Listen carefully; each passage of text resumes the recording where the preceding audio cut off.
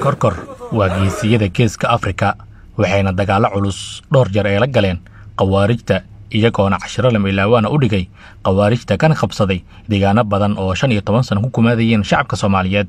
waana ciidamada ay ka baqaan qawaarijta waxayna mar kale u diyaar garoobayaan ciribtirka qawaarijta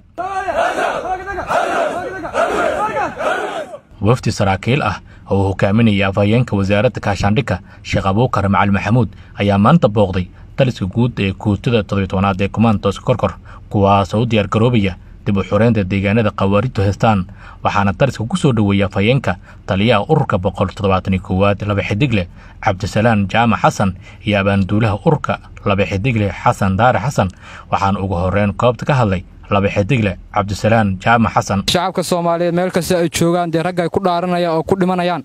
waa raggan weeye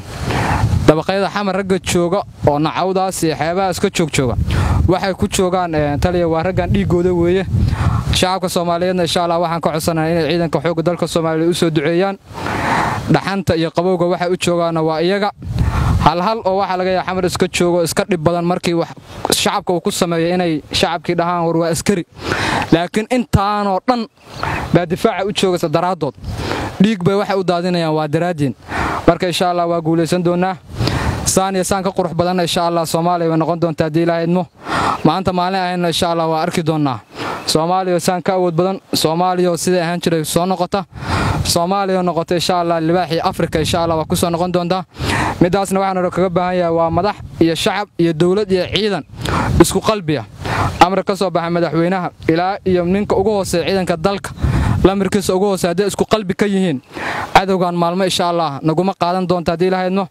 qorsheena waa socdaa waxaan rajaynayaa guul iyo gobonimo Soomaaliyana waxaan rajaynayaa inay guuleysato xoog dalkan insha Allah guul kalimaadka taliyaha ururka kadib waxa koobta ka hadlay afhayeenka wasaaradda kaashandhika isagoona kalimaad isugu jira wacyi gelin dhiirigelin tardaaran u jeediyay cutubyada u diyaarsanay ciribtirka qawaarijta sidoo kalena wuxuu ciidamada ugu sheekayay dagaalka lagu jira qawaarijta inuu yahay cibaado oo Alle lagu dhawaanayo waxaan sugaynaa inaan shahaado qaadano ama inaan guuleysano oo cadawga ka guuleysano dalkan ku raaxaysano soo saas ma waxa la rabaa marka qalbigaaga inuu iimaanka dhabka yahay kalsoonidan ay ka buuxdaan rabaa waxaad ogaataan hadii xoohay dagaal haduu wax dilo Khalid bin Walid Sayfullah al-Masrur soo ma maqlinina intaas oo seef ayaa ku dhacday oo dagaalami jiray haddana waa maca dalika wuxuu ku dhintay sariirtiisa korkeeda marka xabadun wax ma disho laakiin waxa wax dilo waqtiga ayaa loo dhintaa cadawga aan dalkeena ka difaacanayno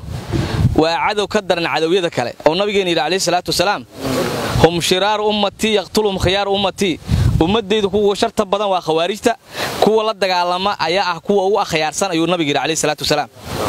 ولله ku dhaariye haduu nabi maxamed akhyaar in ku tilmaamay dad bilaash ma iska dhigi kartaan akhyaarta nabi maxamed oo ku tilmaamay dadka waxa waaye qofka la dagaalama khawaarijta ayaa khiyaarada ummadda nabi maxamed alayhi salaatu wasalaam waxaan rabnaa marka ciidankan Kumandos Korkor guutada koobaad guutada 17aad ee Korkor inay ahaato ciidamo astaan u ah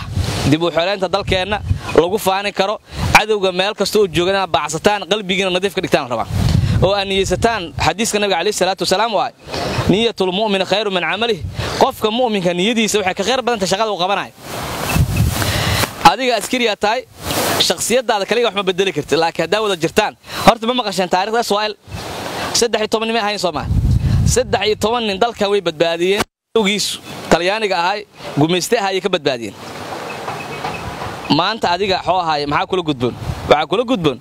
nin walba inuu soo arka asagana Israa'iil yahay oo dalkan badbaadiyo cadow ka badbaadiya la gudboon waxa la rabaa marka dhalinyaraatiin inaad ka faa'iideysatiin aqligiina iyo cilmigiina iyo xooggiina tabarta aad leedihiin maxaa yeelay marka duqowdo oo dhalin aan noqoto awood hadda aad leedahay yeelmis dalkan keena dalaan ahayn arki mayno waxaan la rabaa marka dalkan keena cid walba ku soo duusho oo magac diimeed wadato ama magac kala wadato nooc doonta noqotay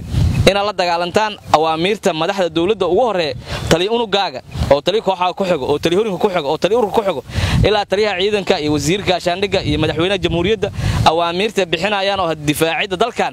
inaan qaadataan si shaki la'aan ah